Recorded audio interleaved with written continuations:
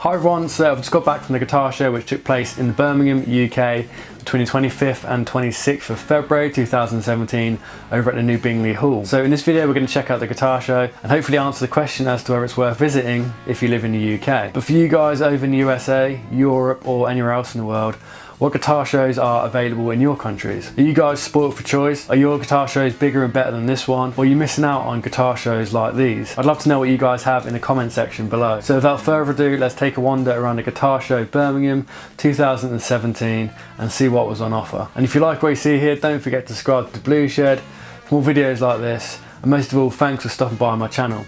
First up, we have the Marshall stand where we had a nice selection of amplifiers. JTM 45s and Astoria has made an appearance alongside a small demoing area. Marshall also showed off their ever-increasing speaker and headphone range, as well as the legendary wall of Marshalls.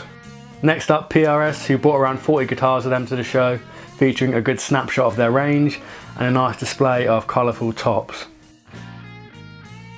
Now on to Laney and Ibanez, who shared a booth. Laney brought with them a nice selection of amplifiers, mainly dominated by their popular Lion and Ironheart series.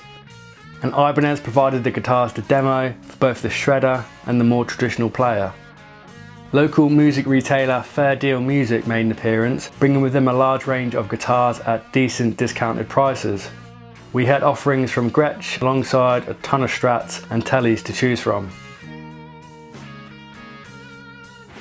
Dunlop made an appearance, showcasing a nice range of pedals from Dunlop, MXR and Way Huge. It was also a good opportunity to stock up on accessories as well.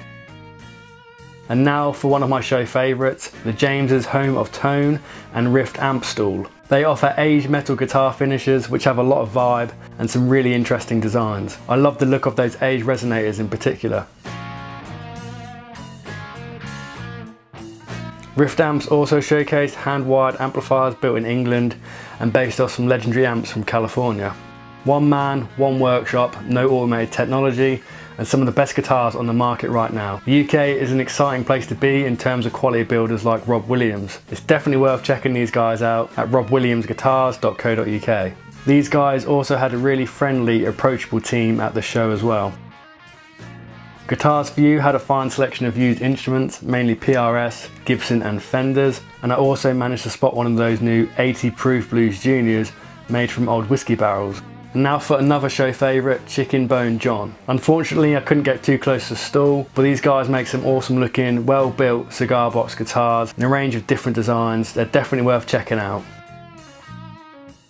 Next we head over to Blackstar, and as expected we are greeted with a host of amplifiers. The usual offerings from the ID Core series, HT and Artist amplifiers, as well as a few pedals and the Fly amps.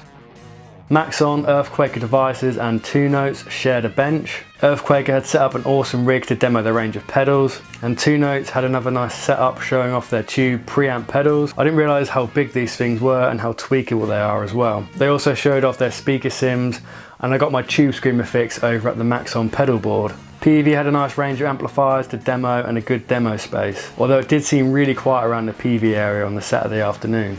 The little guitar shop was anything but quiet. It's another local company that specialises in vintage, used and harder to find gear at very good prices, hence the crowds. There was lots of used Fender, Gibson and a nice assortment of unusual pedals to rummage through. Now over to Patrick Eggle Guitars, another one of England's finest guitar builders, all designed and hand built in England. If you're after a custom made top end instrument, check these guys out. I like that Eggle Guitars have their own thing going on and aren't just another copy. Definitely worth checking these guys out if you've not heard of them.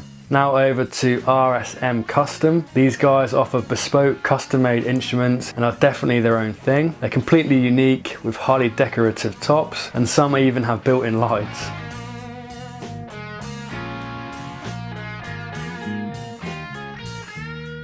UK boutique hand built is definitely a theme at this year's guitar show, and Crimson guitars are no exceptions. Many of them feature an aged metallic look and others have tops which could easily rival those from PRS and Gibson.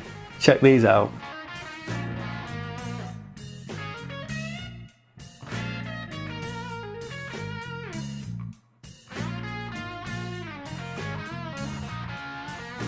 One of the funnest stands at the guitar show was Ernie Ball and this crazy devil guy. They set up a small stage to showcase some of the Music Man guitars, as well as a couple of showpieces, and one guitar which goes to 11, the Spinal Tap Nigel Tufnell guitar.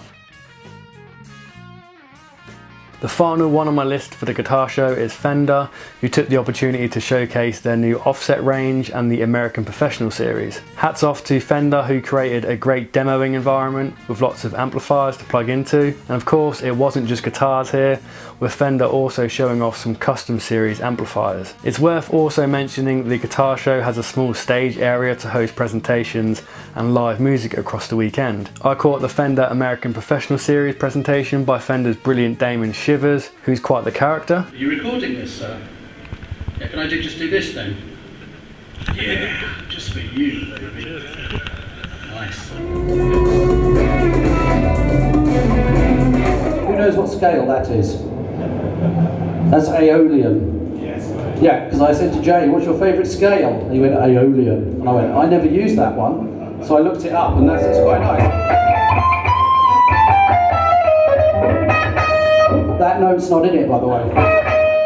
And finally, if you're into your acoustic guitars, or just to seek a bit of refuge from the noisy floor, upstairs is a small collection of acoustic manufacturers such as Faith, Martin and Tanglewood. So overall, I had a really good day out at the Birmingham Guitar Festival 2017, and for £12.50 a ticket, it's definitely worth the money. It's not a massive show.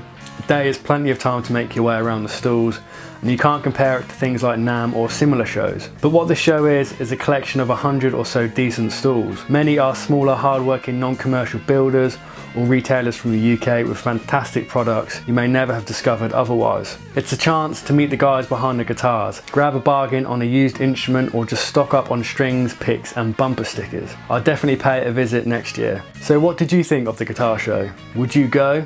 Have you been? And if you're not from the UK, what do you get over in your countries? I'd love to know. Please let me know in the comment section below. Anyway, thanks for stopping by the Blue Shed. I hope you enjoyed the video, and I'll see you next time.